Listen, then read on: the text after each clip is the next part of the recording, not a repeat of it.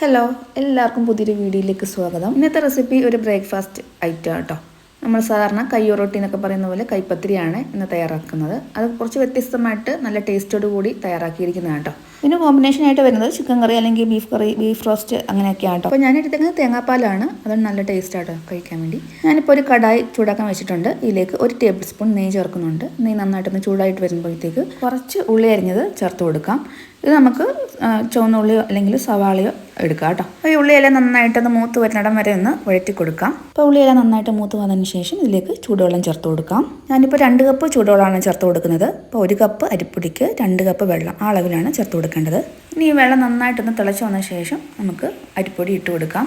പൊടി ഇട്ട് കൊടുക്കുന്നതിന് മുമ്പായിട്ട് ഇതിലേക്ക് ആവശ്യത്തിനുള്ള ഉപ്പും കൂടെ ചേർത്ത് കൊടുക്കാം. എന്നിട്ട് നന്നായിട്ട് തിളച്ച് വരുമ്പോൾ നമുക്ക് അരിപ്പൊടി ഇട്ട് കൊടുക്കാം. ഞാനിപ്പോൾ 1 കപ്പും പിന്നെ ശകലം ഒരു 1/4 കപ്പില്ല, 1/4 കപ്പിൽ താഴെയുള്ള കുറച്ച് പൊടിയും കൂടെ ചേർത്ത് കൊടുക്കുന്നുണ്ട്. എൻ്റെ മാവ് പെട്ടെന്ന് അങ്ങ് ലൂസാവും, അതുകൊണ്ടാണ് കുറച്ച് മാവും കൂടെ ഞാൻ ചേർത്ത് കൊടുക്കുന്നത്. എന്നിട്ട് ലോ ഫ്ലെയിമിലിട്ടിട്ട് നന്നായിട്ടിത് കിണ്ടിയെടുക്കാം. മാവൊന്ന് വെന്ത് കിട്ടണം. നമ്മൾ സാധാരണ പത്തിരി ഉണ്ടാക്കുന്ന ആ ഒരു രീതിയിലാണ് മാവ് ഒഴിച്ചെടുക്കേണ്ടത്. അങ്ങനെ ഒഴിച്ചെടുക്കുകയാണെങ്കിൽ നല്ല സോഫ്റ്റും അതേപോലെ നല്ല ടേസ്റ്റും ആയിരിക്കും. നമ്മൾ സാധാരണ മാവിലേക്ക് തിളച്ച വെള്ളം ഒഴിച്ചിട്ട് കുഴച്ചെടുക്കുന്നതിനേക്കാളും നല്ലത് തിളച്ച വെള്ളത്തിലേക്ക് മാവിട്ട് കിണ്ടിയെടുക്കുന്നതാണ് കേട്ടോ. അതിനൊരു പ്രത്യേക ടേസ്റ്റും അതേ നല്ലൊരു സോഫ്റ്റും ആയിരിക്കും. ഇനി ഇതിലേക്ക് ഒരു ചെറിയ കൈപ്പിടി അളവിൽ തേങ്ങയും പിന്നെ ഒരു നുള്ള് കരിഞ്ചീരവും കൂടെ ചേർക്കുന്നുണ്ട്. നമുക്ക് നെയ്പത്തിരിയുടെ ഒരു ടേസ്റ്റ് കിട്ടും. അപ്പോൾ അതിന് വേണ്ടിയാണ് ഈ കരിഞ്ചീരവും തേങ്ങയും കൂടെ ചേർത്തേക്കുന്നത് കേട്ടോ. എന്നിട്ട് ഇതെല്ലാം കൂടെ നന്നായിട്ടൊന്ന് കൂട്ടി കുഴച്ചെടുത്തതിന് ശേഷം നന്നായിട്ട് ആറി കഴിഞ്ഞിട്ട് കൈകൊണ്ട് നന്നായിട്ടൊന്ന് കുഴച്ചെടുക്കാം. എന്നിട്ട് ഓരോ ഉരുളകളാക്കി അത്യാവശ്യം വലിപ്പമുള്ള ഉരുളകളാക്കി എടുക്കാം. കാരണം നമ്മൾ കയ്യിൽ വെച്ചാണ് പരത്തിയെടുക്കുന്നത്. കയ്യിൽ വെച്ച് പരത്തിയെടുക്കുന്നതുകൊണ്ടായിരിക്കും ഇതിന് കയ്യൊറൊട്ടി എന്നുള്ള പേരിൽ വിളിക്കുന്നത്. അപ്പോൾ ഇടയ്ക്കിടയ്ക്ക് വെള്ളം തൊട്ട് കൊടുക്കുകയാണെങ്കിൽ നന്നായിട്ട് പരത്തിയെടുക്കാൻ പറ്റും. കയ്യിലൊട്ടി പിടിക്കത്തില്ല കേട്ടോ. വെള്ളം തൊട്ട് പരത്തിയാൽ നന്നായിട്ട് പരന്ന് കിട്ടത്തുള്ളൂ.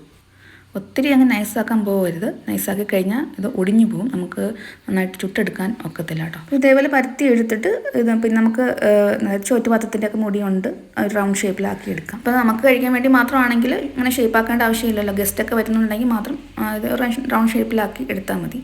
അപ്പോൾ ആദ്യം എല്ലാം പരത്തി എടുത്തിട്ട് വേണം ചുട്ടെടുക്കാൻ. അതായിരിക്കും കൂടുതൽ നല്ലത്. അല്ലെങ്കിൽ മാവ് നമ്മുടെ തവയിലും സ്പൂണിലും ഒക്കെ മാവാകും.